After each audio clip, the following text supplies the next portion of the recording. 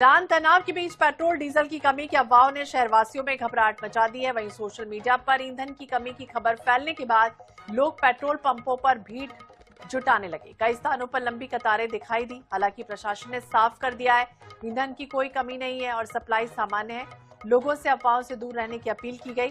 तो वहीं जिला नियंत्रक और आपूर्ति अधिकारी ने लोगों से अफवाहों पर ध्यान न देने और अनावश्यक भीड़ से बचने की अपील की है।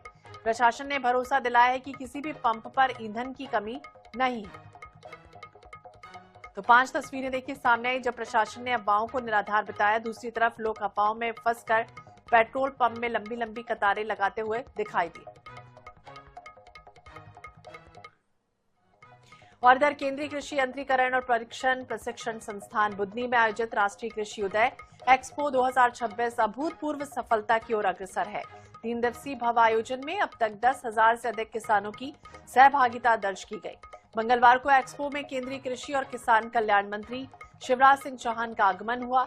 उन्होंने अलग अलग कृषि उद्योगों और किसान उत्पादक संगठनों के स्टॉल का अवलोकन किया और किसानों से सीधे संवाद स्थापित किया। केंद्रीय कृषि मंत्री शिवराज सिंह चौहान ने कि इस प्रदर्शनी का उद्देश्य आधुनिक कृषि यंत्रों, ड्रोन तकनीक, फसल प्रबंधन के माध्यम से किसानों को सशक्त बनाना है। आमदनी बढ़ाने के लिए मशीनीकरण जरूरी है। बिजाई से लेकर रोपाई तक के अनेक तरह की नई मशीनें आ चुकी हैं। उन्होंने CFMTTI टीम को बधाई दी, घोषणा भी की। बुधनी में राष्ट्रीय कृषि मेला प्रत्येक वर्ष आयोजित किया जाएगा। मित्रों, बुधनी में उदय एक्सपो खेती में आमदनी बढ़ाने के लिए अब मशीनीकरण जरूरी है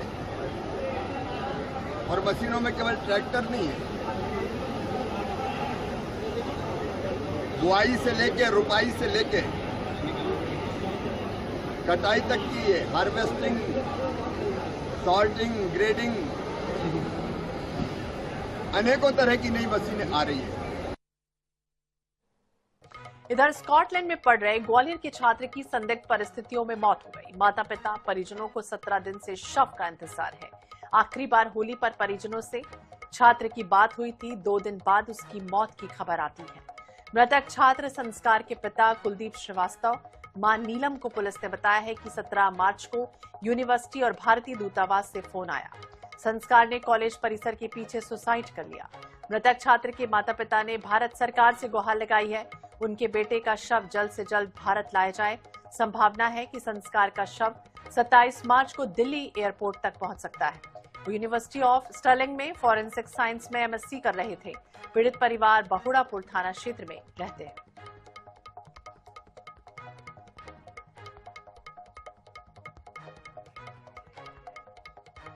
तो स्कॉटलैंड में फॉरेंसिक साइंस में MSc की ये पढ़ाई छात्र कर रहा था। 17 दिन से शव का इंतजार माता पिता कर रहे हैं। और इधर सतना में एक दर्दनाक सड़क हादसा हुआ। चेहरा थाना क्षेत्र में एक अज्ञात वाहन ने बकरियों के झुंड को रौंद दिया। इस भीषण हादसे में 1 दर्जन से अधिक बकरियों की मौके पर मौत हो गई। कई अन्य घायल हो गई। घटना के बाद वाहन चालक मौके से फरार हो गया था। बता दें, परसमनिया चौकी क्षेत्र के बिचवा गांव में चालक ने लापरवाही से तेज रफ्तार वाहन को बकरियों के झुंड पर चढ़ा दिया। प्रत्यक्षदर्शियों के अनुसार घटना के समय बकरियों का झुंड सड़क किनारे चल रहा था। इसी दौरान तेज गति से आया अज्ञात वाहन ने अचानक झुंड में घुसते हुए कई बकरियों को कुचल दिया। तो सतना का ये पूरा मामला है जब दर्जन भर से अधिक बकरियों को मौत के घाट उतार दिया। सड़क किनारे ये चल रही थी। उसी दौरान तेज रफ्तार वाहन ने बकरियों पर तेज रफ्तार वाहन चढ़ा दिया। सतना के कोलगवा थाना के अंतर्गत रीवा रोड पर संचालित दुकान की शटर का सेंट्रल लॉक तोड़कर बदमाशों ने नकदी समेत लैपटॉप पार कर दिया। घटना की रिपोर्ट मंगलवार की रात दर्ज कराई गई। वारदात का फुटेज सामने आया जिसमें नकाबपोश युवक दुकान की शटर के नीचे से दाखिल होते हुए दिखाई दिया। इसके बाद एक बैग में लैपटॉप, अन्य सामान लेकर दुकान के बाहर निकलता हुआ दिखाई दे रहा है। पुलिस ने बताया है कि अभिलाष कुमार बीते काफी समय से CMA मार्केट की दुकान नंबर 13 में सतना कार डेकोर का संचालन कर रहे थे। वो दुकान बंद कर घर चले गए। तब देर रात अज्ञात बदमाश ने इस तरह से शटर का लॉक तोड़कर 10,000 नकदी समेत लैपटॉप चोरी कर लिया।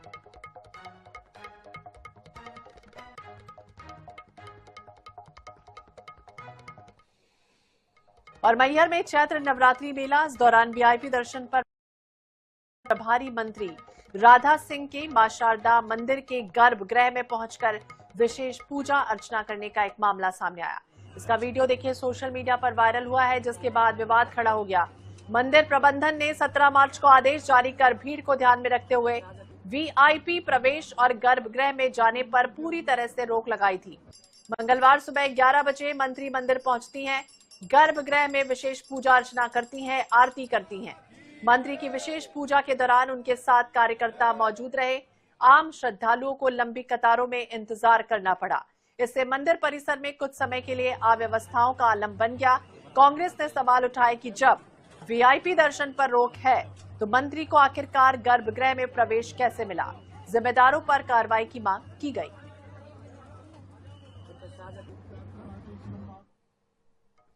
और इधर मध्य प्रदेश के खंडवा में जन सुनवाई के दौरान एक ऐसा नजारा दिखाई दिया जिसने हर किसी को चौंका दिया। अतिक्रमण कार्रवाई के विरोध में लोग घुटने के बल चलते हुए कलेक्ट्रेट पहुंच गए। सूरजकुंड वार्ड के रहवासियों और नेता प्रतिपक्ष ने अनोखे अंदाज में विरोध जताया। प्रदर्शनकारी कलेक्ट्रेट हॉल में घुसे, करीब 1 घंटे तक धरना देकर भजन गाते रहे। इस दौरान लोगों ने भावुक होकर कहा, भगवान इनके भी घर तोड़ दो। दरअसल रेलवे ने प्लेटफॉर्म नंबर 6 के पीछे 16 निर्माण तोड़े थे और अब तक करीब 100 अतिक्रमण यहां पर हटाए जा चुके हैं, जबकि 150 से ज्यादा निर्माण चिन्हांकित किए गए हैं। प्रदर्शन के बाद कलेक्टर से मुलाकात हुई, जब दोबारा सीमांकन का आश्वासन मिला। कल मेरा मकान तोड़ दिया, बुलडोजर फेरा दिया।